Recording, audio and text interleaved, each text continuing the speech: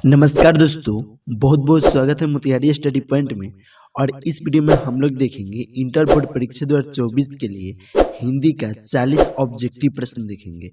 जो कि 40 ऑब्जेक्टिव प्रश्न को आप जरूर याद कर लीजिएगा, क्योंकि इंटर बोर्ड परीक्षा 2024 में इसमें से बहुत ऐसा प्रश्न आपको देखने को मिलेगा।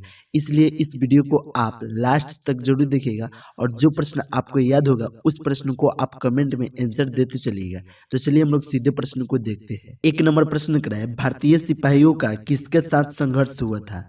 फ्रांसीसियों के साथ, या तुर्की के साथ, या अंग्रेजों के साथ, या जर्मनी के साथ?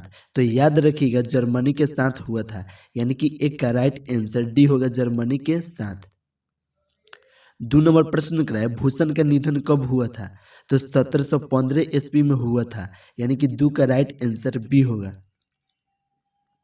3 नंबर प्रश्न को देखते हैं। यह प्रश्न कर रहा है, जयशंकर प्रसाद का जन्म स्थान है वाराणसी है, या पंजाब है, या लखनऊ है, या इलाहाबाद है? तो वाराणसी है, यानी कि 3 का राइट आंसर ए होगा, वाराणसी।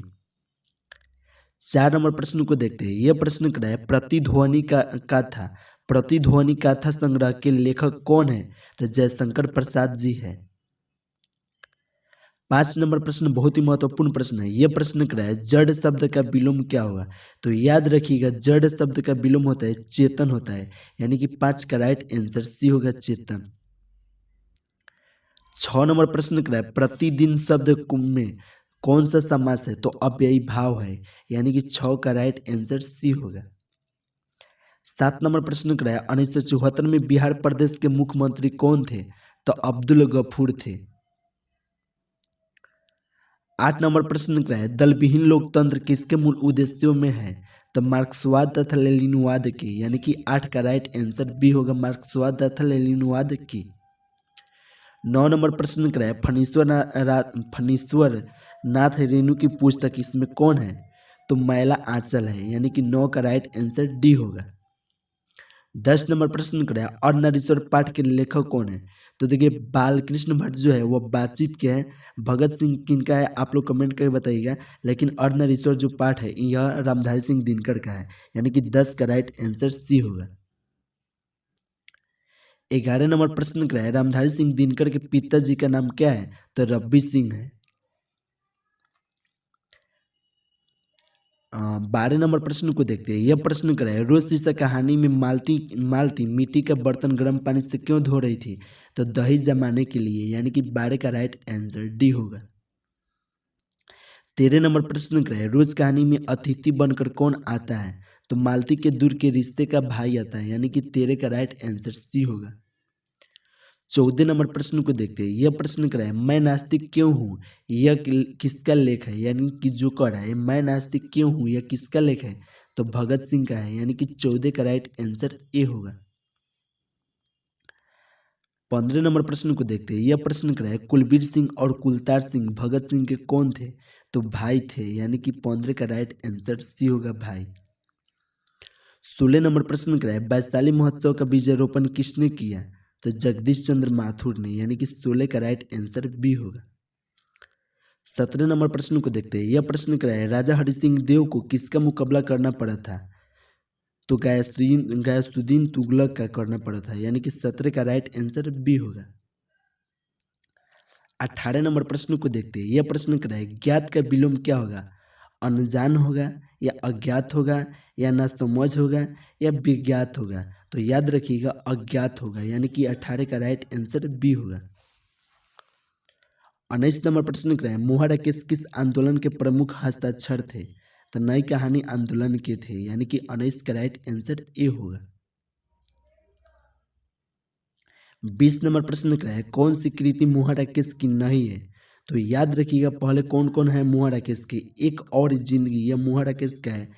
अंधेरे बंद कमरे, यह भी मोहरा का है। इतिहास और आलोचना, यह नहीं है, यानी कि राइट आंसर क्या होगा, सी होगा। 21 नंबर प्रश्न क्या है, निम्नलिखित में प्रलय की छाया के कवि कौन है? तो जयशंकर प्रसाद जी है। 22 नंबर प्रश्न क्या है, कविता के नए प्रतिमान किसकी रचना है? तो नामवर सिंह की है, यानी कि 22 का राइट आंसर डी होगा।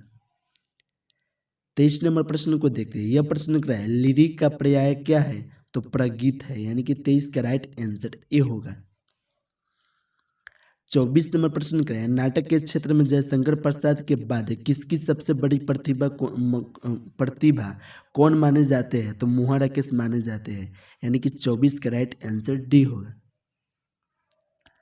25 नंबर प्रश्न बहुत ही महत्वपूर्ण प्रश्न है। यह प्रश्न क्या है, दलित साहित्य सौंदर्य शास्त्र के रचनाकार कौन है?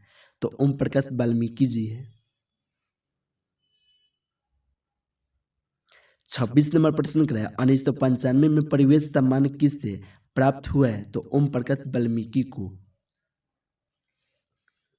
27 नंबर प्रश्न को देखते हैं। अब और नहीं वाल्मीकि की कैसी कृति है? कहानी है या कविता है या उपन्यास है या निबंध है? तो कविता है, यानी कि 27 का राइट आंसर क्या होगा? बी होगा।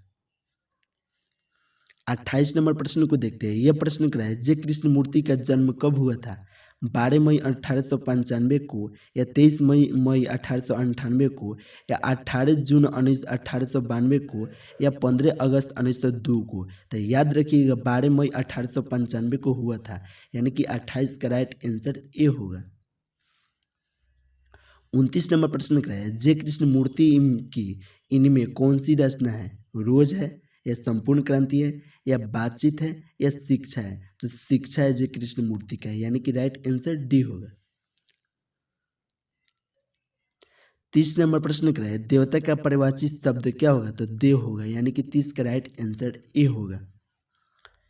31 नंबर प्रश्न क्या है, जायसी का जन्म स्थान है दिल्ली या इलाहाबाद है या जायस कब्र अमेठी है या भागलपुर है? तो जायस कब्र अमेठी है, यानी कि 31 का राइट आंसर सी होगा।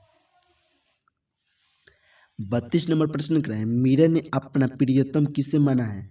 तो कृष्ण को माना है, यानी कि 32 का राइट आंसर बी होगा, कृष्ण को। 33 नंबर प्रश्न को देखते हैं। यह प्रश्न क्या है, सूर्यदास का निधन कब हुआ था? तो 1583 ईस्वी में हुआ था सूर्यदास का निधन।